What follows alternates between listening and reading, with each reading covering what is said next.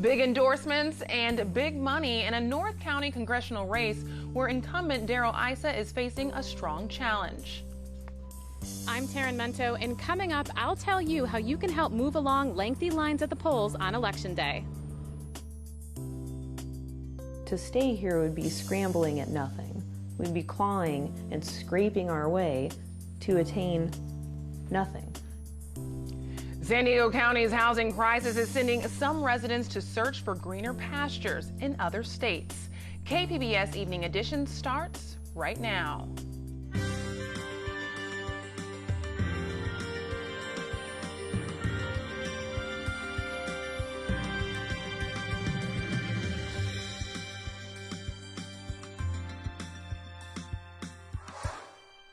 Good evening. Thanks for joining us. I'm Ebony Monet. Election Day is less than a week away, and the latest numbers show a record 1.6 million people in San Diego County are registered to vote. And the latest numbers show Democrats have tripled their advantage over Republicans since the first of the year.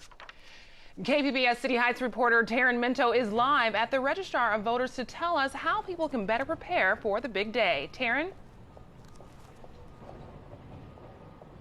Thanks, Emily. The latest numbers show that registered Democrats outnumber registered Republicans by 100,000 voters.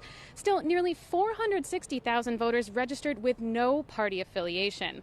I talked to Registrar of Voters Michael Vu about how you can better prepare to vote at the polls on Election Day.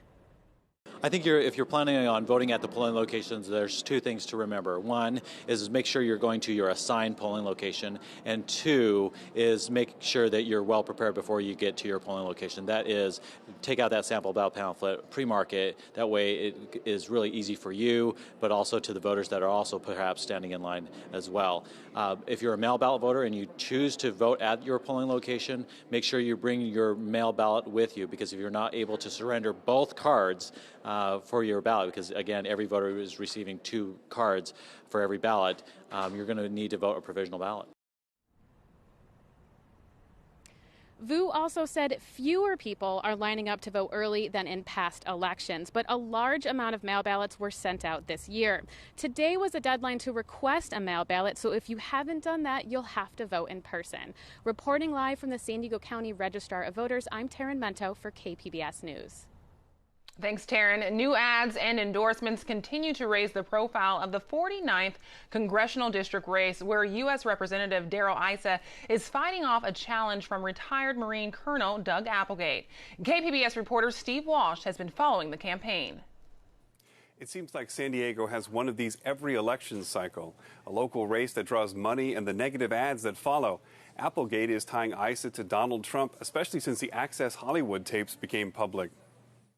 And it wasn't just talk. Several women speaking out, accusing Donald Trump of touching them. But Darrell Issa says Donald Trump is still the obvious choice for president. Say no to Donald Trump and Darrell Issa. Now, Issa has tried to paint Applegate's policies as out of step with what has been a conservative district, highlighting problems with Applegate's divorce and making sure every voter knows that he's an attorney and not just a retired Marine. I've been a trial lawyer for 3.5 decades. But here's what Doug Applegate won't tell you. He wants to raise taxes on the middle class and small business. His agenda calls for slashing the military. Each side has easily spent more than $3 million apiece since the primary, if you count outside groups like the Democratic Congressional Campaign Committee. Applegate's been endorsed by President Obama. Issa recently received a tweeted endorsement from Donald Trump. Issa also received a check from Donald Rumsfeld's foundation. Steve Walsh, KPBS News.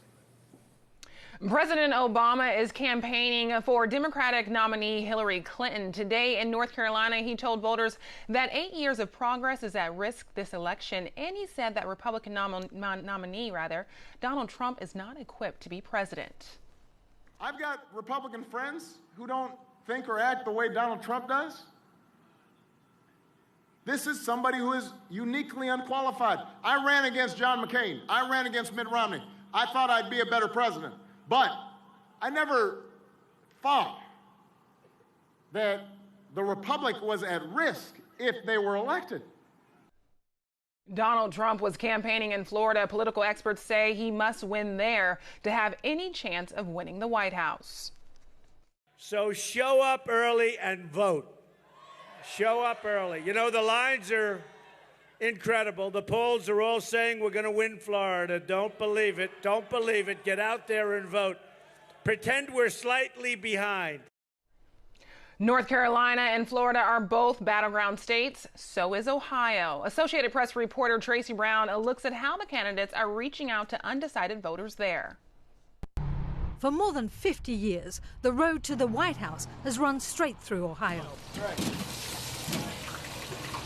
Nestled in a working-class suburb of Columbus, Tommy's Diner caters to all political stripes.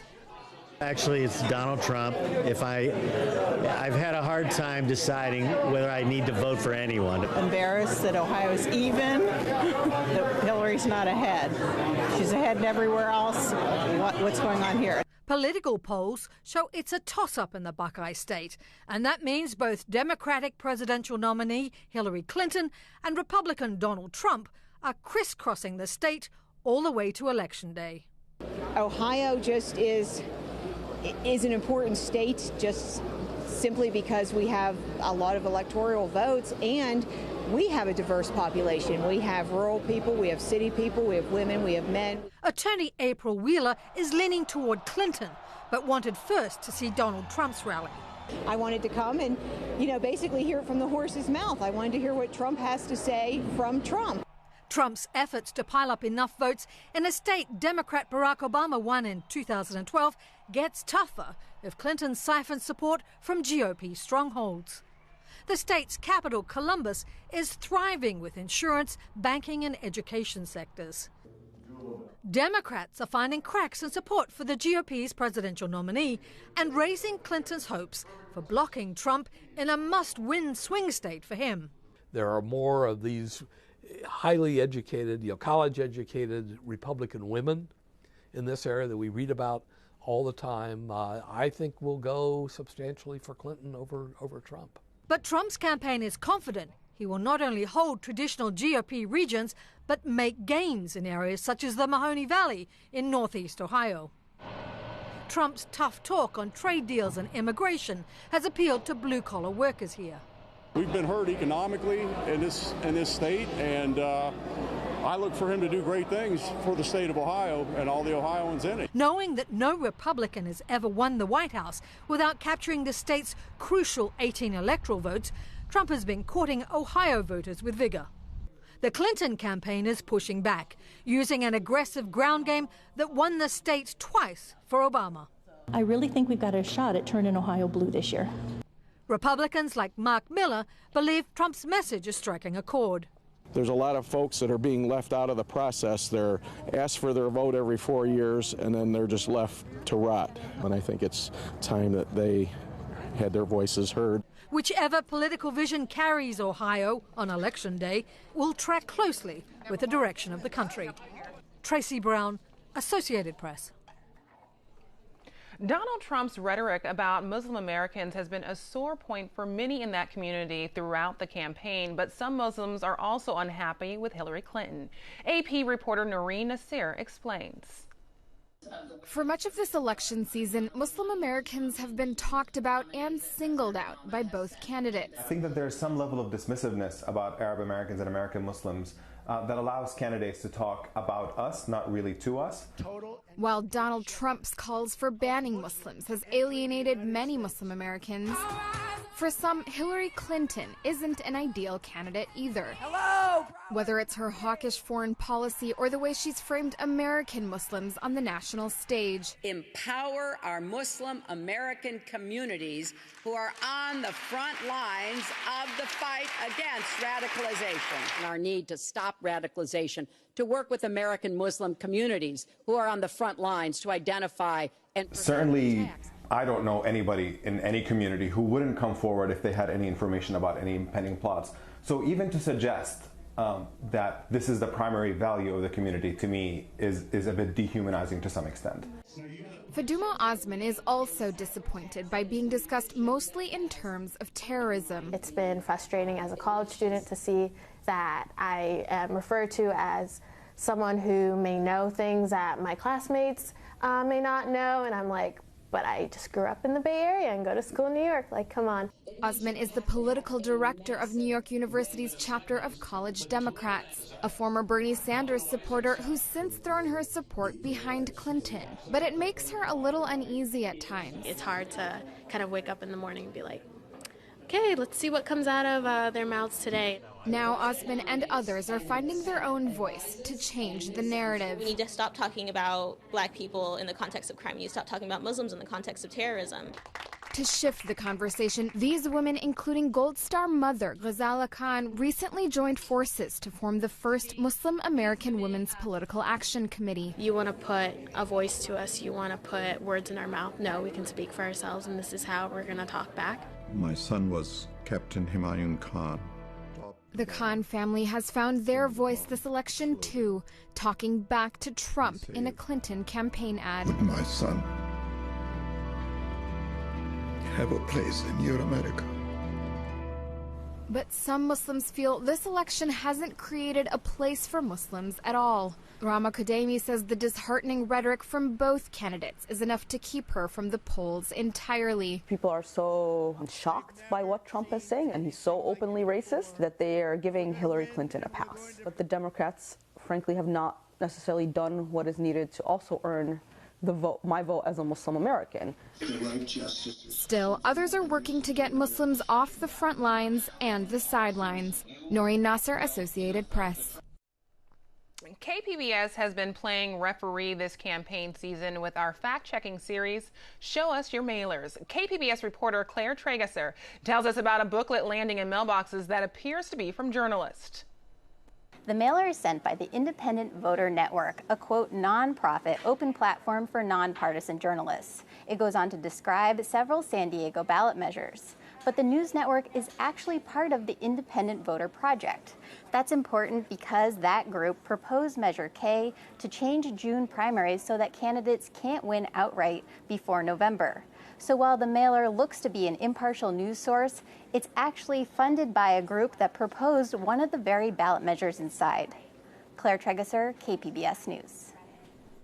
Tell us about the mailers you receive by tweeting us with the hashtag #ShowUsYourMailers or emailing us at kpbsmailers@kpbs.org. And we've got a handy guide for you that makes a great companion to filling out this year's lengthy ballot. You can see all the candidates and the issues. Just put in your address and you'll see everything on your ballot. It's an interactive page on the KPBS website, and you can find it at kpbs.org/voterguide. Well, no ballot selfies for California voters. Today, a judge upheld a current ban on the popular trend of people snapping pictures of themselves voting. The ACLU argues it's a protected free speech. State lawmakers have agreed, amending the ban, but the new rules allowing selfies won't go into effect in time for this election. Even if California voters pass Prop 64, Poway City Council doesn't want pot sold in the city. Yesterday, members unanimously adopted a temporary ban on commercial marijuana sales. The urgency ordinance will be in effect for 45 days with the option of extending it for up to 2 years. Still, if voters pass personal use and growth of marijuana, it will be allowed in Poway, but no commercial cells and plants must be grown indoors. City leaders say this will give them time to analyze the consequences. The fight between Sharp Healthcare and its nurses union over new contracts is heating up. As KPBS health reporter Kenny Goldberg explains, union nurses will discuss the possibility of authorizing a strike. Union nurses say they're fed up with what they call below-market wages at Sharp. Nurses complained under management's latest offer, only about 25% of them will be eligible for the top wage increase. Sharp Executive Vice President Dan Gross says all nurses will get at least a 16% bump over 3 years. I do not believe that we are being stingy in our offer. In fact, I think it is one of the most generous offers within the state. Nurse Annette Noah says union members are in a tough spot. We love our patients, we love our coworkers, but it's like we don't have the respect from the employer. The two sides are also at odds over whether Sharp should require all nurses to join the union. Some 4,800 nurses work at Sharp. About half are in the union. Kenny Goldberg, KPBS News. San Diego County is in the grips of a housing crisis. KPBS reporter Susan Murphy says it's pushing some to relocate out of state, others to fall further into poverty, and some to find opportunities for investments. Bittersweet. Jennifer Van Winkle has lived in San Diego her whole life. It seems the 31-year-old and her husband James are living the millennial dream. That much? They have good-paying jobs and they own their home, yet they're packing up and moving to Texas. It's bittersweet. We both realize that we want to start a family, and that's not possible when we rent 2 of our 3 bedrooms to tenants to help with the $2,600 mortgage that we're paying. We could have survived in San Diego, but out in Texas we can thrive. Jennifer is a legal assistant who holds a master's degree. James, a Navy veteran and diesel mechanic. The Van Winkles bought their 1,200 square foot home near the college area 2.5 years ago for $400,000. We thought we could deal with the mortgage. We'll find a way, and we did. We have roommates, but then we saw things aren't getting any easier. They sold their home, and they're using some of the $60,000 profit to start a new life in Austin. There, houses average about half the cost of a San Diego home. To stay here would be scrambling at nothing. We'd be clawing and scraping our way to attain nothing. The Van Winkles are not alone in their search for greener pastures. Skyrocketing housing costs in San Diego County are among the highest in the nation. Nearly a quarter of people are spending more than half their income to put a roof over their head, leaving little room to save for retirement or pay the bills. The average price of a single-family home is $545,000. Renting a 2-bedroom house is nearly $2,300 a month. Rents have climbed 33% since 2010, and prices are expected to continue escalating. Behind the numbers, a major housing supply problem. Some of the estimates are approximately 35,000 units short in San Diego County. Let's say that they've saved up a 10% down payment. Mark Goldsman is a real estate instructor at San Diego State University. Our population is expanding, our housing supply is already too small, and the growth in our housing supply is not fast enough. Low and middle class families are being hit hardest. Goldman says impacts of the record low supply could become increasingly visible as more people are forced to double up. More people are seeking fewer units, so the obvious solution is there's going to be more people per room. Goldman says people in the upper income bracket are the ones buying homes and sustaining the competitive market. People who are buying those homes have incomes that are keeping pace with the rate of increase, more or less. So that's a good thing because that reduces the possibility of another housing crash. One area of opportunity for those with means is once struggling urban neighborhoods. The up-and-coming communities are attracting buyers because of their relative affordability and proximity to job centers. This home was purchased in 2013. Michael Fernandez first realized the opportunity 3 years ago. I fell in love with the view from the park, the proximity to downtown, the proximity to Coronado, and the price. Fernandez bought and renovated a 2-bedroom, 2-bath house in Golden Hill on the eastern edge of downtown. The father of 2 says he's not a house flipper. He works in digital cinema technology. There's essentially 2 ways to look at this. You can either leave them in the current condition, which is poor, or somebody can come in and bring them back to life. He didn't want to reveal what he paid for the home, but records show houses in the neighborhood at the time averaged less than $300,000. He's now renting the home for $2,000 a month. No real profit yet, he says. I wanted to go kind of on the higher side of that rent, but in doing so, I had to justify it. Hence, the home benefited from, new appliances, new bathroom, new kitchen. This year, he bought, renovated, and started renting out a second home, this one in Barrio Logan. He plans to hold on to both homes as long-term investments. He's seeing others in the neighborhoods doing the same. It's going to be eclectic, it's going to be vibrant, it's going to be cool. It's always been, but it's going to improve. What's not going to improve much anytime soon is San Diego's housing inventory. That's because developing a new housing complex from conception to completion takes an average of 7 to 10 years. I'm going to put it right there. The Van Winkles say they don't have time to wait. Do I feel let down by San Diego because of having to relocate? No. It's the bitterness comes from just not having a way to make this work and now having to leave family. Susan Murphy, KPBS News. San Diego scientists have created a material that can heal itself. KPBS tech reporter David Wagner tells us why that could be useful for designing new kinds of electronics. Wearable devices that conform to a user's body could one day make it easier to do things like monitor your heart rate during exercise. But delicate electronic components could easily break when they're worn day in, day out. That's why UC San Diego scientists have been developing a material for these devices that can heal itself after being torn apart. In this video, you can see the researchers cutting the material in half with a pair of scissors. The LED light turns off to show that the electrical current has been disrupted. But microparticles in this material magnetically pull the severed pieces back together. The light turns back on to show that the material has healed itself all on its own, and the electrical current has been restored. Ame Bondodkar is one of the researchers who worked on the project. We wanted to have like a completely autonomous self-healing system. So you don't have to do anything, it will self-heal by itself. The study describing this new material was published today in the journal Science Advances.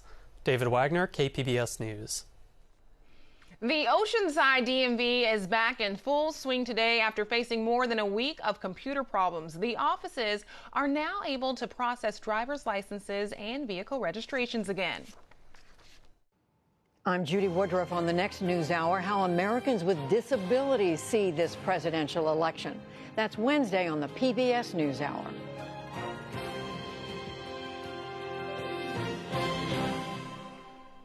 If you're looking to travel by airplane this Thanksgiving, you're in luck. Major U.S. airlines said it will be easier for more people to travel because of a new method that'll keep airport lines moving. More than 27 million people will be flying around Thanksgiving Day, a 2.5% increase from last year.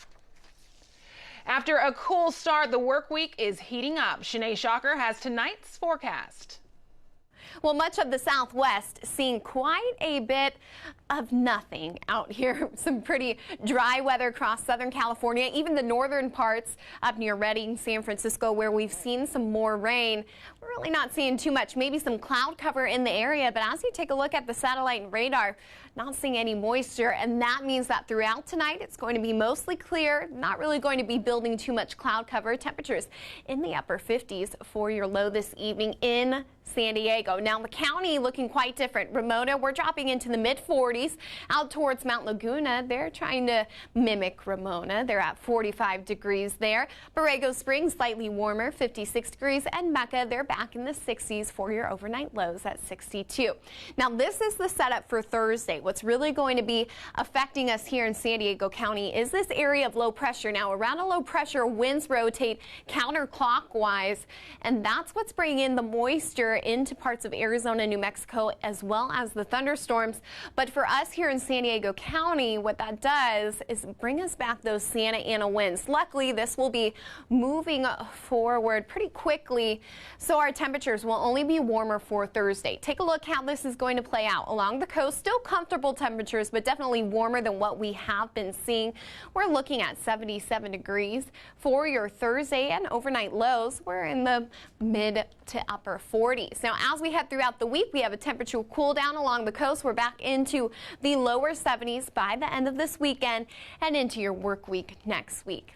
Inland, slightly warmer temperatures. Thursday, we are in the 80s, the mid 80s, 86 degrees, and it's also going to be quite windy. Now, we're going to hang on to that warmth through Saturday, but come the end of your weekend, another cool down back into the lower 80s. These overnight lows in the upper 40s to lower 50s.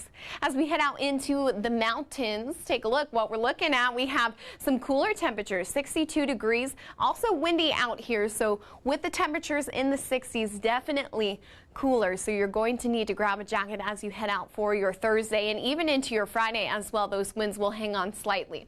As we head towards the weekend, temperatures cool down back into the upper 50s. We will be having the sunshine out there.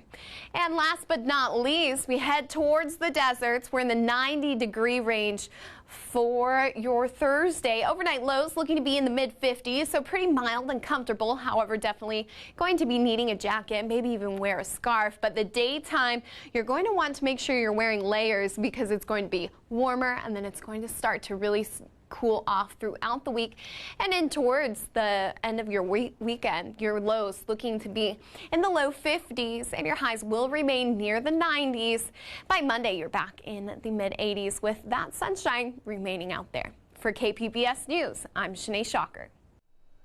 Now here's a look at what we're working on for tomorrow in the KPBS newsroom. On Morning Edition, the presidential election is less than 1 week away, and we put together some must-see election-themed films. Tune in tomorrow morning to hear the list. And on Midday Edition, how about some beer with your election-themed movies? We'll give you a week log of San Diego beer festivities. That's tomorrow at noon on KPBS Radio. You can find tonight's stories on our website, kpbs.org/evening edition. Thanks for joining us. Have a great night.